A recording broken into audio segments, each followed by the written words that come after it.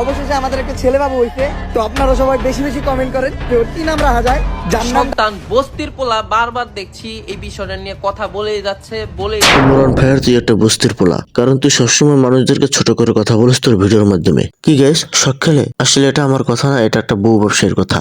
দেখো গাইস, তোমরা সবাই জানো ওমর কিছুদিন আগে একটা ভিডিও আপলোড করে, সেই ভিডিওতে কামরুল জিন্নাতকে কিন্তু খুব ভালোভাবে রোস্ট করে ধুয়ে দিয়েছে। আর সেই ভিডিওটা একজন বিশিষ্ট বউ ব্যবসায়ী দেখে এবং সেই বিশিষ্ট বউ ব্যবসায়ী ওমরকে বলে ওমর নাকি একটা বস্তির পোলা। আর ওমরের ওই ভিডিওটা দেখে কামরুল জিন্নাতও কথা বলছে। স্বাভাবিক কামরুল জিন্নাত কথা বলবে, কারণ কামরুল জিন্নাতকে তো রোস্ট করা হয়েছে, তাই না? বাট কামরুল জিন্নাত যে কথাগুলো বলছে সেই কথাগুলো বেশি একটা ইম্প্যাক্টফুল নয়। আর হ্যাঁ, তোমাদেরকে তো বলাই হয় না সেই বউ ব্যবসায়ীর নাম কি। আসলে সেই বউ ব্যবসায়ীর নাম হলো বেপি ইমরান তালুকদার। গাইস, আগে তোমরা এই বিশিষ্ট বউ ব্যবসায়ীর ভিডিওটা আগে দেখো, তারপর আমি কিছু কথা বলতেছি এর বিরুদ্ধে।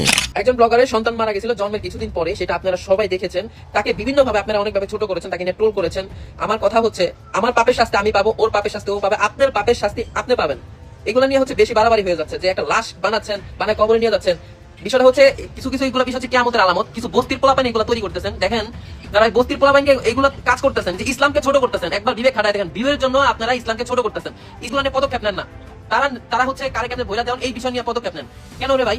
এই যে একটা লাশ বারবার তৈরি করে কবরে নিয়ে যাচ্ছে, এগুলা কি মানে কোনোভাবে ইসলামিক ভাবে জায়েজ কিনা একটু আপনাদের কাছে করছি।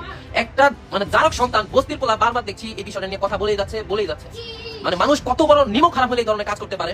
আমরা ফানি ভিডিও বানাই, আমরা জামাইবো ভিডিও বানাই, আমরা যদি পাপ করি, পাপ করলে আল্লাহ আমাদেরকে শাস্তি দিবে। তুই বেটা বস্তির পোলাকে, এইসব বস্তির পোলারা টিকটক মিকটক ফেসবুক টিকটক সব নষ্ট করে ফেলতেছে। আচ্ছা ঠিক আছে, আমার পাপের শাস্তি আমি পাবো, ওর পাপের শাস্তি ও পাবে, তোমার পাপের শাস্তি তুমি পাবে, ঠিক আছে। এখন তোমরা পাপ করবো, এই জন্য কি আমরা কথা বলবো না? আমরা সমাজের মানুষ কথা বলবো না? এখন তোমরা সমাজে বসে নষ্টামি করবা, সেই নষ্টামির প্রতিবাদ কি আমরা করবো না? এটা কি কোথাও লেখা আছে? না কোনো হাদিসে লেখা আছে? যার যার পাপের শাস্তি শেষে পাবে, সেটা ঠিক আছে। যার যার পাপের শাস্তি শেষে পাবে, ঠিক আছে। বাট তোমরা সমাজে বসে নোংরামি ছড়াবা, সেটাকে নিয়ে কথা বলার রাইটস কিন্তু আমাদের আছে। কারণ তোমরা সমাজে বসে নোংরামি ছড়াবা, সেটা কিন্তু আমরা মেনে নেব না, বা সমাজ কোনোদিনই মেনে নেবে না, আর সেটা ইসলামে মেনে নেবে না। তোমরা নোংরামি করবা, আজে বাজে ভিডিও তৈরি করে যুব সমাজকে নষ্ট করবা, আর আমরা কি কিছু বলবো না? অবশ্যই বলবো, আমরা প্রতিবাদ করব। ইসলাম কখনই বলে নাই যে পাপ করবে সে শাস্তি পাবে, কিন্তু আশেপাশের লোক কিছু বলতে পারবে না। অবশ্যই পারবে। তোমরা নোংরামি করবা, তোমাদেরকে নিয়ে আমরা সমালোচনা করবো 100%।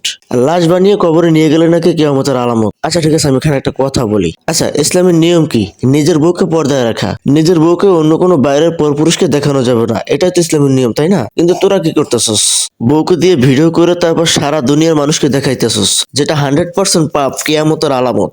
যেখানে বউকে একটা পর পুরুষকে দেখানো যাবে না, বউয়ের কণ্ঠ পর্যন্ত শোনানো যাবে না, সেখানে তোরা সারা দুনিয়ার মানুষকে দেখাইতেছস তোদের বউকে। এবং তোদের বউ হাগু করে কিভাবে, প্রসাব করে কিভাবে, কি খায় কি করে, সবকিছু দেখাস তোরা দুনিয়ার মানুষকে। এটা 1 নম্বরের কিয়ামতের আলামত। তোরা যা করতেছস এটি হচ্ছে মূল কিয়ামতের আলামত। আর এইসব বিষয় নিয়ে প্রতিবাদ করে ভিডিও তৈরি করলে না, সেটা কিয়ামতের আলামত হয় না। তোরা যেগুলো করতেছস এগুলি হলো কিয়ামতের আলামত। এখন আর একটা কথা হলো, ওমর যদি বস্তির পোলা হয়, তাহলে তোরা কিন্তু তার থেকে ছোট কিছু, নর্দমার কিট।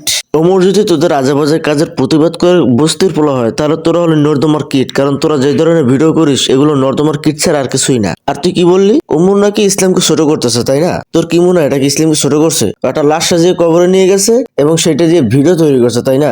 আর এতে কি ইসলামকে ছোট হয়ে গেছে? এই কাজটা তোরা করছো, যার কারণে সেইটাকে প্রতিবাদ হিসেবে ব্যবহার করছে এই ওমর। এখন যদি বলি ইসলামকে কে ছোট করছে, তাহলে আমি তো বলবো ইসলামকে তোরা ছোট করছিস। আমি না, সবাই বলবো ইসলামকে তোরা ছোট করছিস। কারণ ইসলামের নিয়ম হলো বউকে পর্দায় রাখা, কিন্তু তোরা কি করতেছিস? ওপেনে সবাইকে দেখাইতেছিস। ওমর কিন্তু সেটা করতেছে না। ওমর একটা ভিডিওই বানাইছে, আর কিছু না। তোরা সারা দুনিয়ার মানুষকে বউ দেখালে যদি ইসলামকে ছোট না হয়, তাহলে ওমরের এটা কোনো ইসলামকে ছোট করা হয়নি। ওমর সাধারণ একটা ভিডিও মেক করছে, কিন্তু তোরা সারা দুনিয়ার মানুষকে তোর বউকে দেখে ইসলামকে ছোট করতেছিস। কারণ তোরা ইসলামের নিয়মকে মানতেছিস না। ইসলামের প্রথম নিয়ম হলো বউকে পর্দায় রাখতে হবে।